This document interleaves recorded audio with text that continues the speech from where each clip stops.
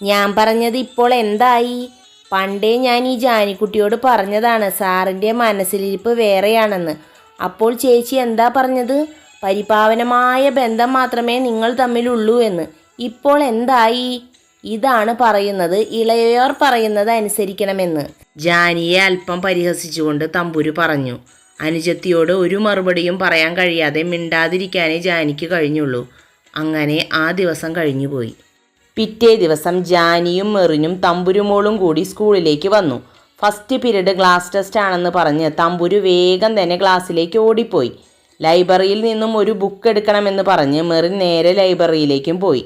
ജാനി ധൃതിയിൽ സ്റ്റെപ്പ് കയറി ഓഫീസിലേക്ക് പോകുകയായിരുന്നു. എന്താണ് മദാമ ടീച്ചറെ, ഇന്നലെ ആബ്സെൻ്റ് ആയിരുന്നല്ലോ. പുതിയ MD നിങ്ങളെ അന്വേഷിച്ചു. ഒരു വഷളമായ ചിരിയോടെ ജാനിയെ ചൂഴ്ന്നു നോക്കിക്കൊണ്ട് മനു പറഞ്ഞു. അതിന് പകരമായി അവനെ ഒന്ന് കൂർപ്പിച്ചു നോക്കിയ ശേഷം അവൾ മുന്നോട്ട് നടക്കാൻ ഒരുങ്ങി. ഇങ്ങനെ നോക്കി പേടിപ്പിക്കല്ല പൊന്നേ, ഈ നോട്ടത്തിൽ ഞാൻ അലിഞ്ഞില്ലാതായി പോകുന്നു. മനുവിൻ്റെ വാക്കുകൾ കേട്ടതും ജാനിക്ക് ദേഷ്യം സഹിക്കാൻ കഴിഞ്ഞില്ല. ദേ മനു, മര്യാദയ്ക്ക് സംസാരിക്കണം. കുറച്ച് നാളായി അവൻ തുടങ്ങിയിട്ട്. പെണ്ണുങ്ങളെ കാണുമ്പോഴുള്ള ഒരു ഇളക്കം. പൊന്നു മോനെ, നീ അധികം ഇളകാൻ നിന്നാൽ നിന്നെ താഴെ നിന്ന് പെറുക്കിയെടുക്കേണ്ടി വരും. ഓർത്തു വെച്ചോ നീ എന്ന് പറഞ്ഞ് അവനെ ഒന്ന് കനപ്പിച്ച് നോക്കിയ ശേഷം ജാനി അവിടെ നിന്നും ചവിട്ടി തുള്ളിപ്പോയി. ജാനി ടീച്ചറേ, പിന്നിൽ നിന്നുള്ള വിളി കേട്ട് ജാനി തിരിഞ്ഞു നോക്കി. പുറകിൽ ചമ്മിയ മുഖത്തോടു കൂടി നിൽക്കുകയാണ് ശ്രീറാം. ഓ, ശ്രീറാം സാറോ? Good morning sir. Very good morning. ഞാൻ ഇന്നലെ അമ്മയെ കൊണ്ട് ഫ്ലാറ്റിൽ വന്നത് തനിക്ക് ബുദ്ധിമുട്ടായോ? മടിച്ച് ശ്രീറാം ചോദിച്ചു. എന്ത് ബുദ്ധിമുട്ട്? നിങ്ങൾ അമ്മയും മോനും വന്നതിൽ ഞങ്ങൾക്ക് സന്തോഷമേ ഉള്ളൂ, ജാനി പുഞ്ചിരിച്ചുകൊണ്ട് പറഞ്ഞു. അതല്ല, അമ്മ കല്യാണം ആലോചിച്ചതിന് ജാനിക്ക് എന്നോട് ദേഷ്യമുണ്ടോ? അതിൽ ചെറിയൊരു ദേഷ്യമുണ്ട്. സാറിൻ്റെ മനസ്സിൽ ഇങ്ങനെ ഒരു ആഗ്രഹം ഉണ്ടായിരുന്നുവെന്ന് എനിക്കറിയില്ലായിരുന്നു. സാറിൻ്റെ മനസ്സിലുണ്ടായിരുന്നത് എന്നോട് തുറന്നു പറയാമായിരുന്നു. അതിന് അമ്മയെ ബുദ്ധിമുട്ടിക്കേണ്ടിയിരുന്നില്ല. ഒരു കാര്യത്തിലേ എനിക്ക് വിഷമമുള്ളൂ, സാർ എന്നെ മനസ്സിലാക്കിയില്ലല്ലോ എന്ന വിഷമം. ഇടയ്ക്ക് നമ്മളെ രണ്ടുപേരെയും ചേർത്ത് തമ്പുരുമോള് തമാശയ്ക്ക് എന്തെങ്കിലും പറയുമ്പോൾ വരെ ഞാൻ അവളെ എതിർക്കുമായിരുന്നു. എന്നാൽ ഇന്നലെ അവൾ പറയുന്നത് മുഴുവൻ ഞാൻ തല കുനിച്ച് കേട്ട് നിൽക്കേണ്ടി വന്നു. ഫ്രണ്ട്ഷിപ്പിൻ്റെ കൂടെ പ്രണയം കൂട്ടിക്കുഴയ്ക്കേണ്ട സാർ. ഞാൻ അങ്ങനെ പറഞ്ഞത് ഇഷ്ടപ്പെട്ടില്ലെങ്കിൽ 1000 സോറി ഞാൻ പറയാം.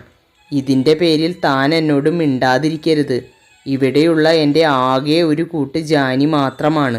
എന്താ ശ്രീറാം ഇങ്ങനെയൊക്കെ പറയുന്നേ? എനിക്ക് സാറിനോട് ഒരു ദേഷ്യവുമില്ല.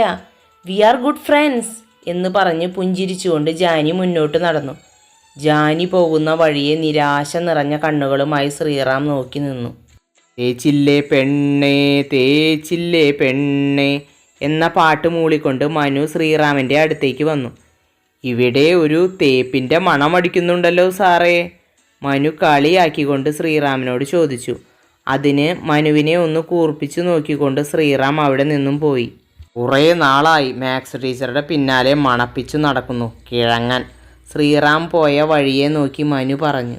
ഉച്ചക്കത്തെ ലഞ്ച് ബ്രേക്കിന് ശേഷം എല്ലാവരും കോൺഫറൻസ് ഹാളിൽ ഒത്തുകൂടി. അവിടേക്ക് ആദ്യം വർമ്മ സാറാണ് വന്നത്. Good afternoon all. എല്ലാവരും വന്നിട്ടുണ്ടല്ലോ അല്ലേ? ഉണ്ട് സാറേ, ഇന്ന് എല്ലാവരും ഹാജരാണ്. മനു. വർമ്മ സാർ തൻ്റെ ഫോണിൽ നിന്നും ഒരു മെസ്സേജ് അയച്ചതും കോൺഫറൻസ് ഹാളിലേക്ക് നമ്മുടെ രാവണൻ്റെ വരവായി. MDയെ കണ്ട് എല്ലാവരും എഴുന്നേറ്റു നിന്നു. Sit down all. എന്നിട്ട് അവൻ എല്ലാവരെയും നോക്കി പുഞ്ചിരിച്ചു. എല്ലാവർക്കും സംസാരിക്കാനും കേൾക്കാനും ഇഷ്ടമുള്ള ഭാഷ മലയാളമല്ലേ? അതുകൊണ്ട് നമുക്ക് മലയാളത്തിൽ പരിചയപ്പെടാം. ഞാൻ മയൂർനാഥ്. പഠിച്ചതൊക്കെ അമേരിക്കയിലാണ്. പക്ഷേ മലയാള ഭാഷ എൻ്റെ ഫേവറേറ്റ് ആണ്. സ്വന്തം നാട് തിരുവല്ല. ഞാൻ ഈ സ്കൂള് വാങ്ങുന്നതിന് മുമ്പ് തന്നെ ഓരോ സ്റ്റാഫിനെ പറ്റിയും പഠിച്ചിട്ടുണ്ട്. നിങ്ങളെ പറ്റിയുള്ള ചെറിയൊരു രൂപരേഖ എൻ്റെ മനസ്സിലുണ്ട്. എന്നാലും നമുക്ക് പരസ്പരം പരിചയപ്പെടാം. ഏതായാലും എല്ലാവരെയും ഒരുമിച്ച് പരിചയപ്പെടാൻ എനിക്ക് താല്പര്യമില്ല. നിങ്ങൾ ഓരോരുത്തരായി എൻ്റെ ക്യാബിനിലേക്ക് വന്നാൽ മതി. നമുക്ക് വിശദമായി പരിചയപ്പെടാം. അപ്പോഴാണ് ജാനി ശ്രീറാമിൻ്റെ അടുത്ത് ഇരിക്കുന്നതായി മയൂരിൻ്റെ ശ്രദ്ധയിൽപ്പെട്ടത്. രാവിലെ ശ്രീറാം അല്പം ടെൻഷനിലായിരുന്നല്ലോ. അതുകൊണ്ട് തന്നെ അവനോട് പിണക്കമൊന്നുമില്ല എന്ന് വരുത്തി തീർക്കാനാണ് ജാനി ശ്രീറാമിൻ്റെ കൂടെ ചെന്നിരുന്നത്. മറ്റുള്ള ടീച്ചേഴ്സൊക്കെ ഒരുമിച്ചിരിക്കുമ്പോൾ ജാനി മാത്രം ശ്രീറാമിൻ്റെ കൂടെ പോയിരുന്നത് മയൂർ നല്ലതുപോലെ ശ്രദ്ധിച്ചു. അതിനുശേഷം കോൺഫറൻസ് ഹാളിൻ്റെ പുറത്തേക്കിറങ്ങി തൻ്റെ ക്യാബിൻ ലക്ഷ്യമാക്കി നടന്നു. വർമ്മ സാർ ഓരോരുത്തരുടെയും പേര് വിളിക്കുന്നതിനനുസരിച്ച് MDയുടെ ക്യാബിനിലേക്ക് പോകണം എന്നായിരുന്നു അവിടുത്തെ വ്യവസ്ഥ. എല്ലാവരെയും വിളിച്ചു. അവസാനമാണ് ശ്രീറാമിനെയും ജാനകിയെയും ഒരുമിച്ച് വിളിച്ചത്. അവർ MDയുടെ ക്യാബിനിലേക്ക് ചെല്ലുമ്പോൾ അവിടെ മനുവും ഹിസ്റ്ററി ടീച്ചറായ മോളി വർഗീസും ഉണ്ടായിരുന്നു. ഇതാണ് സാറേ ശ്രീറാം സാറും ജാനകി ടീച്ചറും, മോളി ടീച്ചർ അല്പം പരിഹാസത്തോടെ പറഞ്ഞു. ജാനകി ടീച്ചർ മാത്സ് അല്ലേ? ജാനകിയെ നോക്കി മയൂർ ചോദിച്ചു. അതെ എന്ന രീതിയിൽ അവൾ തലയാട്ടി. ഇന്നലെ എന്തു പറ്റി ടീച്ചർക്ക്? അത് സാറേ, എൻ്റെ അനുജത്തിക്ക് സുഖമില്ലാതിരിക്കുകയായിരുന്നു. ഞാൻ മെയിൽ അയച്ചിരുന്നല്ലോ. അതിനു മറുപടിയായി മയൂർ ഒന്ന് അമർത്തി മൂളി. അധികം ആബ്സെൻ്റ് ആവാതെ ശ്രദ്ധിക്കുക എന്ന് അവൻ ഒരു താക്കീത് പോലെ പറഞ്ഞു. നിങ്ങൾ രണ്ടുപേരും ഒരുമിച്ച് മാത്രമേ നടക്കൂ. ചില ഇണക്കുരുവികളെപ്പോലെ പരസ്പരം ആകർഷിക്കാനുള്ള കാന്തിക ശക്തി നിങ്ങൾക്കുണ്ടോ? ജാനിയും ശ്രീറാമും അടുത്തടുത്തു നിൽക്കുന്നത് നോക്കി മയൂർ പറഞ്ഞു.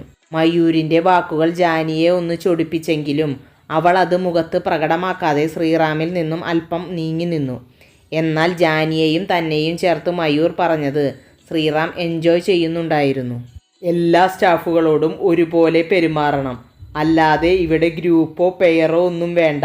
മനസ്സിലായോ രണ്ടാൾക്കും? മലയാളവും മാത്സും ഒരിക്കലും ഒത്തുപോകില്ല ജാനി ടീച്ചറേ, അവൻ അല്പം പരിഹസിച്ചുകൊണ്ട് പറഞ്ഞു. മയൂരിൻ്റെ വാക്കുകൾ കേട്ട് മനുവും മോളി ടീച്ചറും പരിഹസിച്ച് ചിരിച്ചു. എനിവേ, അപ്പോൾ ശ്രീറാം സാറേ, കുട്ടികൾ ആൻസർ എഴുതുന്നതിനനുസരിച്ച് മാത്രം മാർക്ക് കൊടുക്കുക. അല്ലാതെ പണച്ചെലവൊന്നുമില്ലല്ലോ എന്ന് കരുതി വാരിക്കോരി എങ്ങാനും മാർക്ക് കൊടുത്താൽ സാർ അധിക നാൾ ഇവിടെ തുടരില്ല. അങ്ങനെ അനാവശ്യമായി മാർക്ക് കൊടുത്ത് സാറ് കുട്ടികളെ വല്ലാതെ സൂചിപ്പിക്കണ്ട. സ്വന്തം വില അവനവൻ തന്നെ കളയാതിരുന്നാൽ സാറിന് നല്ലത്. എന്നാൽ ശരി, സാറ് പോയിക്കോ.